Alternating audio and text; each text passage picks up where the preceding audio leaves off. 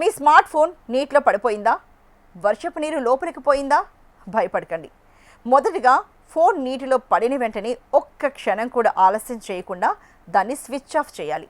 Phone ఆన్లో ఉంటే లోపల షార్ట్ సర్క్యూట్ జరిగే ప్రమాదం ఉంటుంది. ఒకవేళ ఫోన్ ఇప్పటికే ఆఫ్లో ఉంటే అది పనిచేస్తుందో లేదో తెలుసుకోవడానికి పదే పదే ఆన్ చేయడానికి ప్రయత్నించకండి.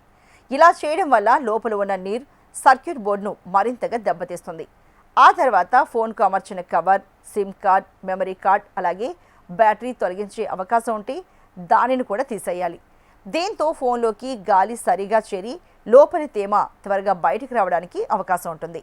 తర్వాత శుభ్రమైన కాటన్ గుడ్డ లేదా టిష్యూ పేపర్తో ఫోన్ బయట భాగాన్ని పూర్తిగా తుడవాలి. ఛార్జింగ్ పోర్ట్, స్పీకర్ లేదా హెడ్ ఫోన్ జాక్లో నీరు ఉంటే ఫోన్ను చాలా నెమ్మదిగా కింది వైపుకు తిప్పి బయటకు వచ్చేలా చేయాలి. అయితే బలంగా ఊపకూడదు.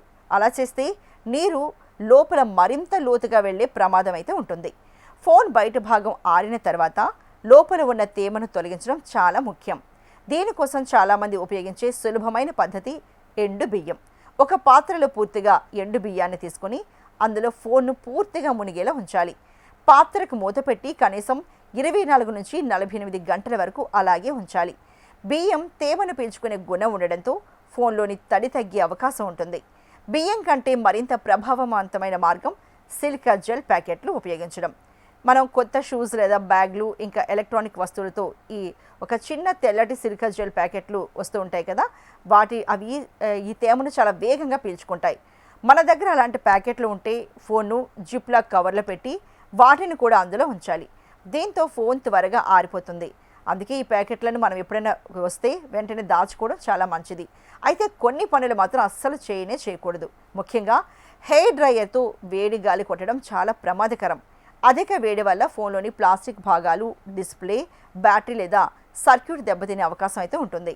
అలాగే ఫోన్ను డైరెక్ట్గా ఎండలో ఉంచినా స్క్రీన్, బ్యాటరీ పనితీరు తగ్గిపోతుంది. మరో ముఖ్యమైన విషయం ఏంటంటే ఫోన్ పూర్తిగా ఆరిపోకముందే ఛార్జింగ్ పెట్టకూడదు. ఇలా చేస్తే షార్ట్ సర్క్యూట్ జరిగి ఫోన్ పూర్తిగా పనిచేయకుండా పోవచ్చు. అలాగే చాలామంది ఫోన్ నీటిలో పడిన వెంటనే పనిచేస్తుందా లేదా అని పదే పదే పవర్ బటన్ నొక్కుతూ ఉంటారు. ఇది కూడా తప్పే.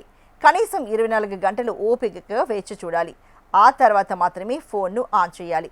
ఒకవేళ ఫోన్ పనిచేయకపోతే ఇంట్లో మరమ్మతు చేయడానికి ప్రయత్నించకుండా వెంటనే అధీకృత సర్వీస్ సెంటర్కు తీసుకెళ్లడం చాలా మంచిది.